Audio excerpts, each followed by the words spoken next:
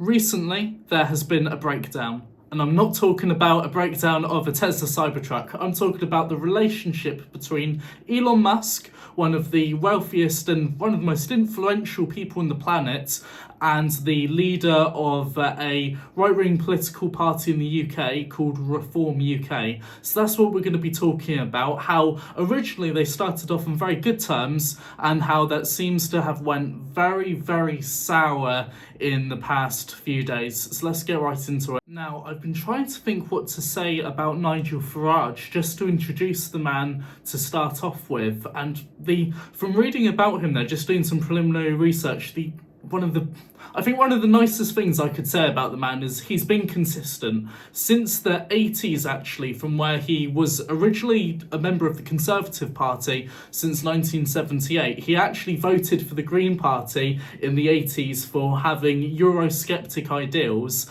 and it's really been ever since then, so for his entire political life really, where he was a member of the Anti-Federalist League, which was another small party there before he really started doing, I'd say, his true stuff, his brand political career there with regards to being against the European Union there. So what we mean by being a Eurosceptic. So yeah, that was in the 90s where he joined the Anti-Federalist League, and it was really from 1998 where the UK Independence Party, or UKIP, was formed for a very long time now. So for decades before the UK had Brexit, really since we had our first ideas with joining the European Union, there has been a group that has been completely against this there. For one reason or another, you could say good reasons, such as being able to control your own politics there with no outside influence, or maybe bad reasons as well there, like being able to prevent there from being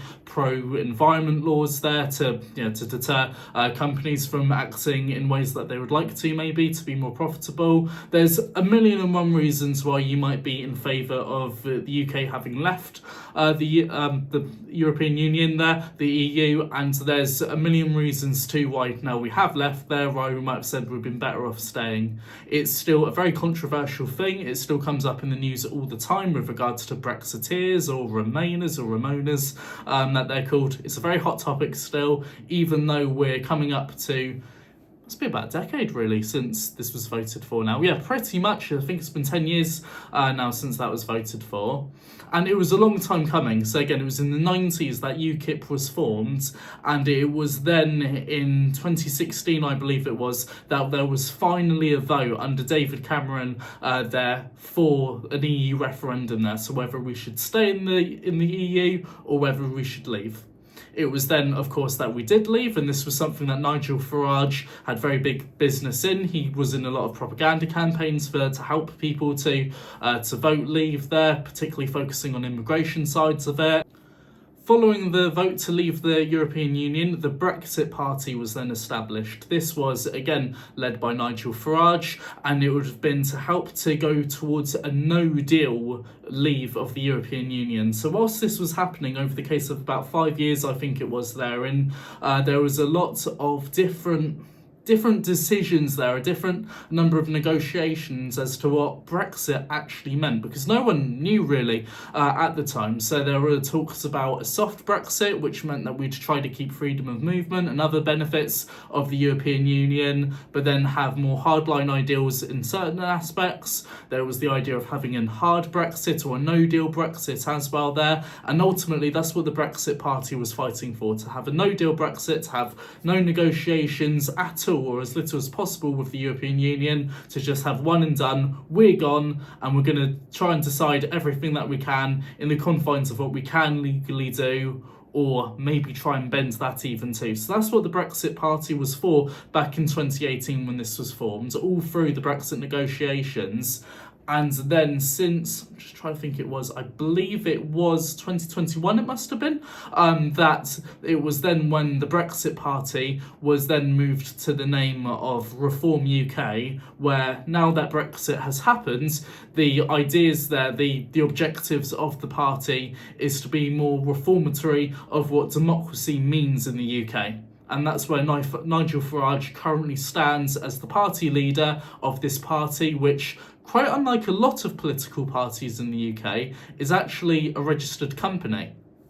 On top of his political career, he's also had a very successful broadcasting career as well, starting from 2017, where he was brought on as a commentator on Fox News and their sister channel. He's also been on LBC, as well as also being on I'm a Celebrity, which is a UK television show with celebrities that have to go through various tasks in the jungle in Australia. And he's also been on GB News as well there, where he has, through all of these jobs already, he has made himself a million there. He's had a lot of grifts, bless him, there through that. And whether you've got a TV, whether you've got a radio, this is a voice that you've heard, and it is a face that you've seen for a very long time as well. There consistently with his ideas on immigration, with his Euroscepticism, with low tax, and many other ideals too, which the party now called Reform UK do champion with their 5 MPs that they were awarded in the last general election of last year, 2024. Following my last video where we talked about Reform UK, so this would have been back when we had the general election that I did talk about this there, surprisingly high number of seats that such a small party there, such a fringe group was able to get for themselves. I did know that they were going to be keep on blasting their horns and trying to grow their members and just get as much publicity as possible, so that when we do have our general election next, which probably could be in 4 years or so, that they do have a very strong chance of running even more seats. So this is what it's very clear that Nigel Farage, especially as the leader of Reform UK and one of their first MPs there, has been trying to have done for themselves there, where they're trying to get as much publicity as possible and just make sure that when the next general election does happen, that they're in the best position possible for themselves. And one of the things that has been helpful with getting into the best position as possible to win as many seats as possible is the relationship that Nigel Farage has with Donald Trump. This is something that's been fostered since Donald Trump's first presidency. Nigel Farage did go over to America and talk at a number of rallies with Donald Trump there in support of him. And it's something that's been continuing to grow in the background since when Joe Biden took the presidency from Donald Trump after a bit of a scuffle with regards to this. So that's been something that's been continuing to grow, and it is something that was a factor in Nigel Farage being able to be successful internationally.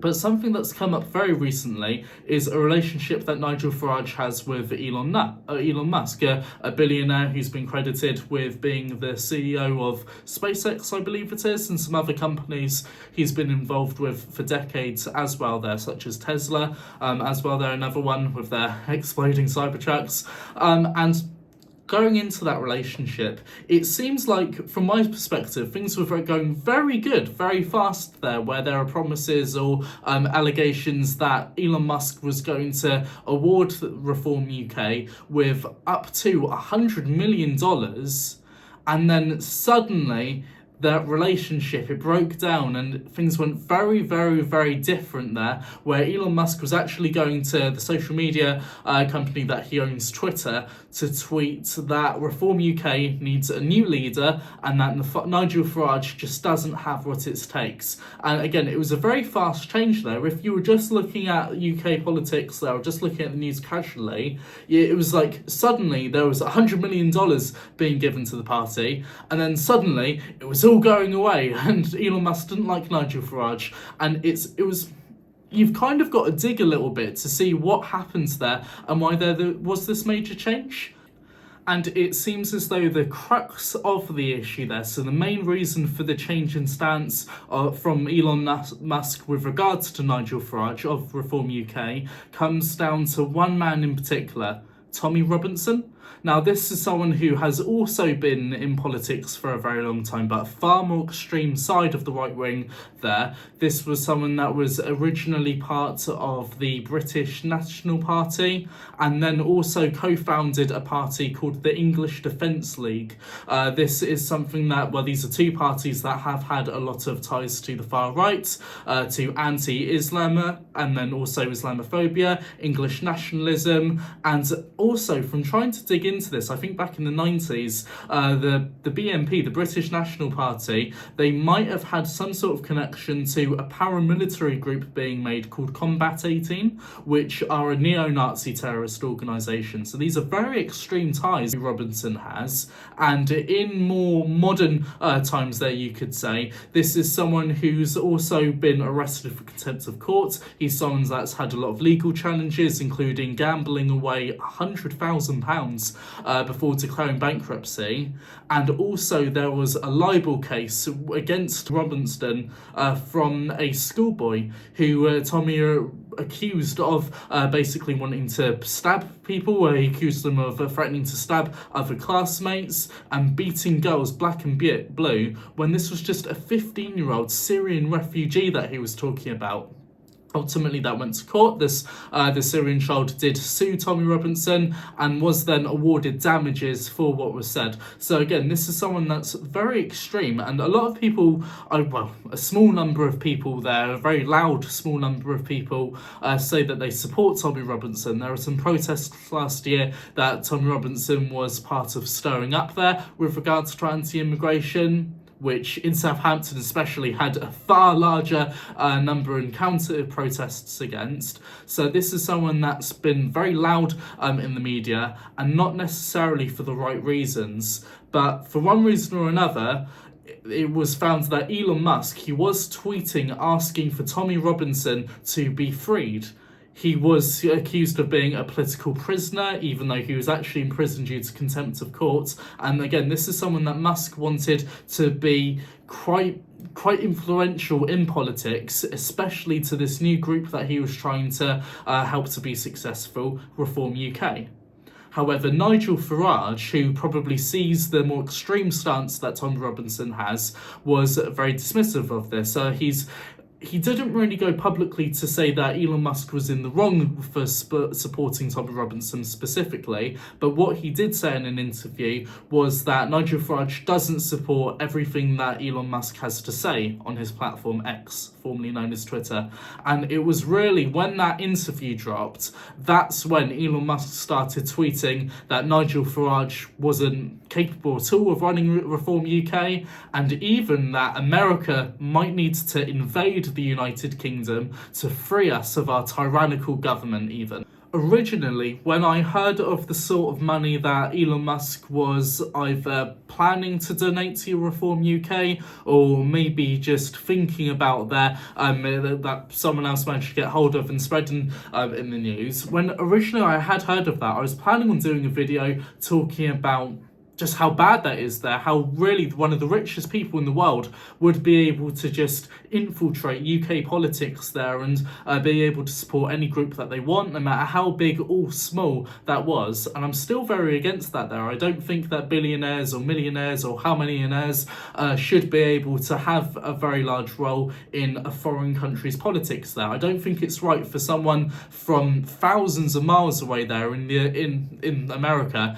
to be able to have a role in our politics there, even if it's something that's far milder than what in this case it actually was there. This would have been a donation that would have completely changed the landscape in the UK. It would have gave Reform UK all of the resources that they needed to do anything that they want there, to get as many MPs as they could possibly there, and perhaps send the Conservative Party and Labour as well into the dark ages in the next general election, even though it's years away now. People talk about the election in the UK like it's going to be a week away from now. I don't think people understand that the last election, following, however many prime ministers it was, that was coming for a very, very long time there, where we just had to sit and watch the car crash of Prime Minister after Prime Minister after Prime Minister. People don't seem to understand, now that we're still talking about general elections, that the next one isn't going to happen tomorrow. It's going to happen, we're going through the first year, 4 years away, at least until it is planned. But people are calling for it like like you can just set one up for again tomorrow or next week or something there. It just doesn't work like that. So still, I've been quite offended that there was such a rich person trying to interfere with UK politics, even though it's not an election year, it's not something that is going to happen for quite a while. I still think that Labour would be right, or the Parliament at the moment would be right, to try and put a cap on the political donations that parties can have. I think that's a fair thing to do, so that politics do stay as being a machine for the people to be able to decide what they want. And it feels like when such big players, when such rich people in the world, not even in the UK, are trying to change the political landscape, it feels like it is being taken from us there. So that's originally what the video was going to be about, but it doesn't seem like that money is going to make its way to Reform UK, even though they should never be able to do that. And it is quite interesting there, again, how someone from so far away can look at one person in particular, so Tommy Robinson, and maybe not appreciate just how controversial, just how extreme of a person that they are in this country, how they can try and be bigged up as someone that should be so much more influential in politics in the UK. So again, it's a bit weird that we're having this discussion with the money suddenly coming and suddenly going away from Nigel Farage. And I feel a bit sorry for the guy, really, there, that he could have had that opportunity and it's kind of slipped through his fingertips. But still, it's something that really shouldn't be coming at all, ever, really, and it certainly shouldn't be on a political platform there. Well, I call it that instead of a social media platform there, such as Twitter, where there can even be a poll as to whether Americans think that they should infiltrate or invade the UK to try and save us there. So yeah, that's just what I wanted to talk about today there, with regards to some of the funnier, some of the weirder parts of the experience that there is from trans people, what we're seeing, of course, with regards to political groups that would affect our lives quite heavily. So I just wanted to talk about a bit of a weirder side of it today. Let me know what you think in the comments there with regards to your own opinions about whether rich people should be able to infiltrate politics, whether they should be able to donate to parties in such huge amounts. Let me know what you think. Feel free to like this video, feel free to subscribe if you want to hear more, and I hope you have a good day. Goodbye now.